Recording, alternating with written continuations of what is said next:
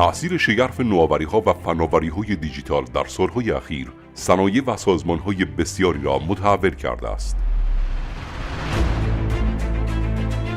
توسعه فناوری‌هایی مانند بلاکچین، اینترنت اشیا، تحلیل کلانداده، دنیای متاورس، همزاد دیجیتال، رایانش ابری، محاسبات کوانتومی و هوش مصنوعی خبر از آینده‌ای متفاوت با دنیای امروز می‌دهند.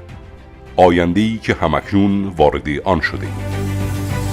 پتروشیمی نوری با ایمان به قدرت تحول آفرین فناوری‌های دیجیتال به عنوان نخستین شرکت پتروشیمی در کشور اقدام به طراحی استراتژی و نقشه راه تحول دیجیتال نموده است تا گامی بلند و محکم مبتنی بر روش‌های روز دنیا در تحقق تحول دیجیتال برداشته باشد.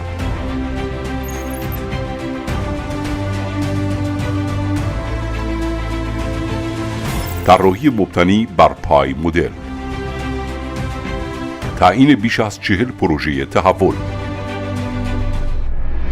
رویکرد علمی، عملیاتی و مشارکتی متمرکز بر توسعه اکوسیستم، طراحی بیش از 70 عملگر در سازمان متمرکز بر یکپارچگی و مبتنی بر امنیت سایبری.